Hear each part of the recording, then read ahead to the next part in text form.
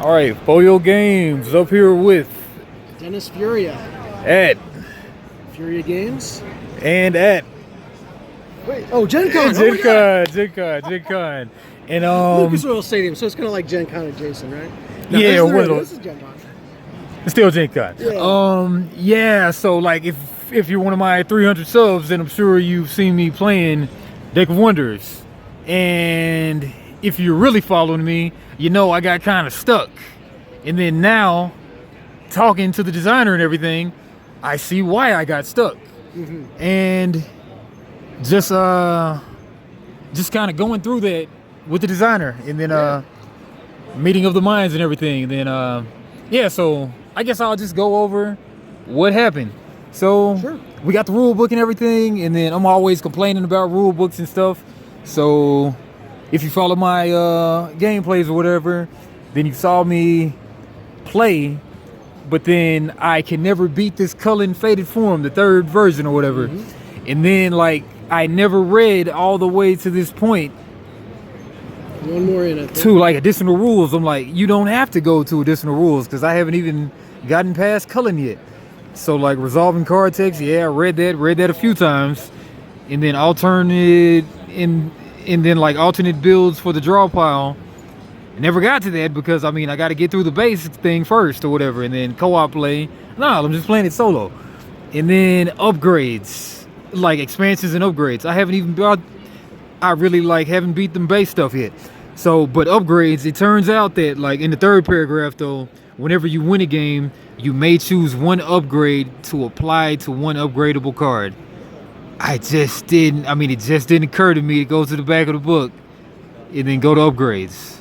So yeah, that's one of the things about rule books. I just say like, gotta make it all just super intuitive, I think.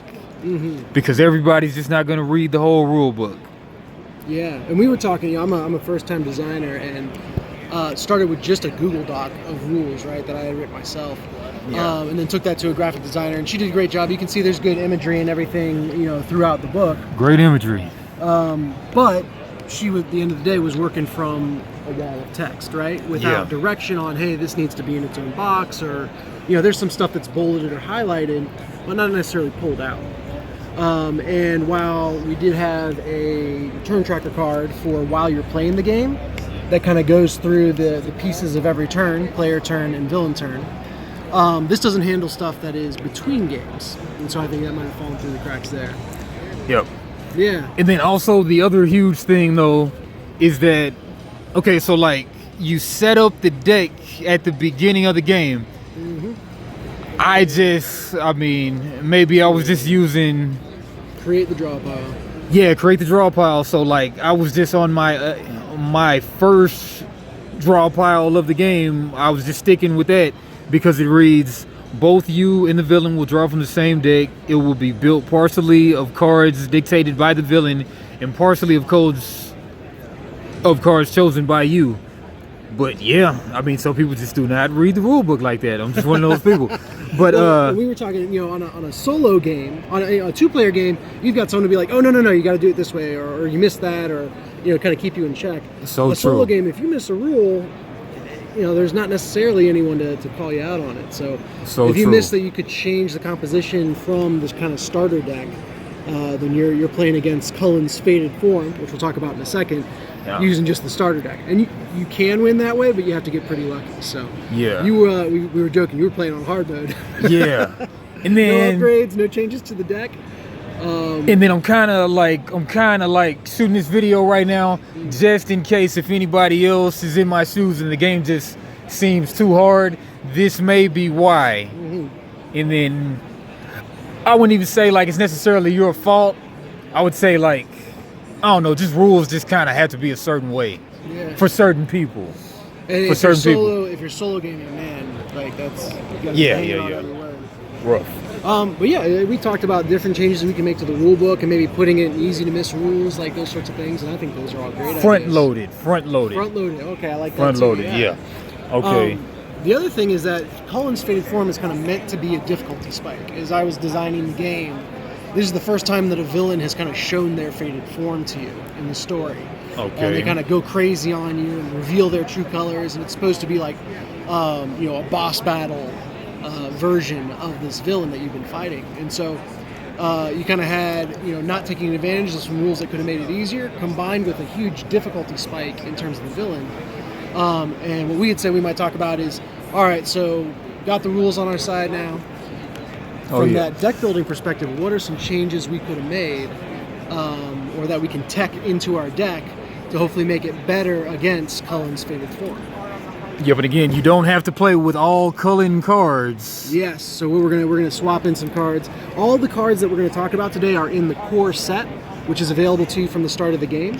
Which is this box, the core set. Yeah. And another thing, just maybe it's in the rules, but does it ever label this as the core set? Yeah. There's this card will be on top of it when when we open it. Core set. Core set. Yes. Open this pack. Instructors. Yep. There So it is. there it is. So yeah, let's talk about Tekken 4. Second printing. Oh yeah. Maybe on the box. Core set. Just an idea. Well, it's meant to be also a tuck box for taking the deck with you. Whatever deck you're using, whether or not it's core set. Got you. For sure. Yeah. Got you. Yeah. It's probably in the rule book too, but easy to overlook. But yeah. Man, one line in a rule book is like a raindrop in the sea, isn't it?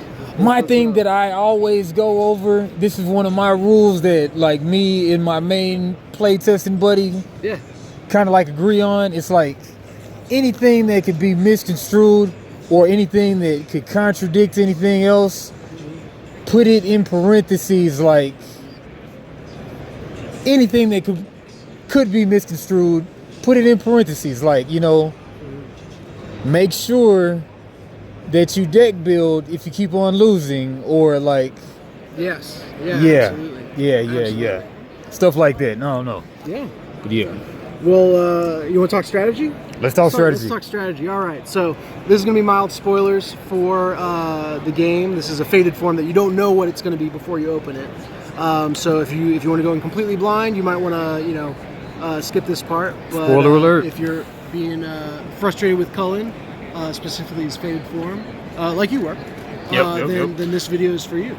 So Cullen, in his base form here, and then this is Fated Form there.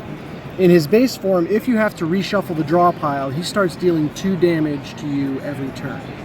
It kind of puts a clock on things so that all of a sudden now you're getting chopped down health every single turn. This is basically his second fight, right? Right. So when you have to reshuffle against his base form, he gets that power that he starts dealing. He deals 2 damage to any minion that attacks him, and he starts doing 2 damage to you at the end of every villain turn. However, his Fated Form, he starts with that turned on. Yeah. And so essentially you have this clock running on you, chopping damage off of your life total from the beginning of this match against his Fated Form. So we need to be fast, we need to be aggressive. And basically you're looking for probably a 3 or 4 turn kill. That means you probably need a good starting hand and all that. Yeah, because it's coming back to me now. It just seemed very impossible with that base all Cullen cards. Yes. Because like, how is this even possible? Yes. But yeah, okay. Well, and that's an interesting point, because the thing that I love in games, we talked earlier, my favorite video game is XCOM, right? Okay. And what I love about XCOM is that feeling, the first time you play, you're like, this is impossible. This is unfair. These rules are stacked against me. There is no way that you could get through it. And then as you play, you start to realize, oh wait, maybe there are some ways through. Maybe, and you kind of see how systems work. You start to get more mastery, and you kind of find a way against impossible odds. And I wanted to capture that feeling in this game. So sounds like I got the first part of it right. Now we're just going to try to get through that second part of like, oh, okay, maybe I can overcome this. Okay. So you're looking for that 3 or 4 turn kill against Cullen, which means you need aggressively statted minions. And you need a way to deal with the massive amount of damage that he's outputting. Now, in the base set of cards, and the recommended set of cards to go with him, there's not any healing, right? There's no way for you to get health back. And the way you're going to get that turn 3 or 4 kill is probably establishing a base in the first couple of turns that allow you then to attack and overwhelm him in the last 2 turns. So, you're going to be dealing 20 damage over the course of 2 turns to Cullen, really. So you don't care about his healing in the first couple of turns because he's going to be at full health anyway, until you start chunking him down. In some ways, without spoiling any more, this is foreshadowing boss fights that are to come. But, this is kind of an extreme case of I need to chunk down this health. So we want to look at healing cards that are going to be more relevant to us than to him. There's 2 cards I would call out in the core set that are not in the recommended cards against Cullen, but that might be very useful. That's first off Pixie Cleric, which when you play it restores 5 health to you. Now it also does that on the villain side, so if the villain plays it, it's going to restore 5 health. But when we come to the point of overwhelming Cullen at the end there, we're not worried about him healing before that, so it's more useful for us than for him. So that 5 health buys us probably an extra turn or 2 turns every time we get to play a Pixie Cleric. So you can 4x that, and you've got a great start. The other card here that's very helpful is Crystal Golem. When it dies, it restores player health equal to the damage this minion took. And so as you're looking to defend and block minions that Cullen might have, if you're defending with Crystal Golem, not only are you stopping that damage from a villain minion, but you're also adding back to your health total. This probably buys you another turn or so, not as strong as the Pixie Cleric because you're just going to get that 1 infusion of health at the end, and it's probably going to be smaller. You probably won't have something deal 5 damage to Crystal Golem. Although, the Forest Troll is in here, that's possible. But another way to get even more damage out of the Crystal Golem would be to pair it up with Canine Companion. So this is a spell that you attach to a minion, and it's going to give that minion +1/+1, +1 strength and +1 health. That could turn your Crystal Golem into a 3/3. Now you would have the option to, let's say run a villain's Pixie Cavalry and a Forest Troll into it. And these 2 cards, because Crystal Golem is now a 3/3, it would kill both these cards, and it would take 7 damage. So not only would you clear off 2 big minions, but you would restore 7 health. That's almost half your health in one play. And again, you're doing all of this as you're sustaining, looking to build up the minions to then overwhelm Cullen in one play. So those 3 cards are good things to think about teching in to get the edge on Cullen's Fated Form. Oh, yeah. Yeah. While you were saying all this, I was thinking, though, okay, like you said, recommended the Cullen deck. Like, probably instead of saying that, maybe just say, once you get to Cullen Fated, well, I mean, you don't want to spoil it. But once you, as you get further, you're probably going to want to play with different cards rather than just these recommended cards. Maybe call it a starter deck instead of a recommended deck. Okay, I like that. Yeah. Very cool. Yeah. Well, Deck of Wonders is here at GenCon. It's also on Amazon if you're interested in checking it out.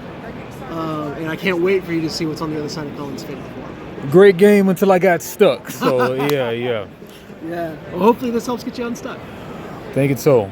I guess great vid. Anything else you want to say? No, I'm Dennis Furia. This is Furia Games at GenCon, and I hope this was helpful. Good stuff. Give them a peace. Peace.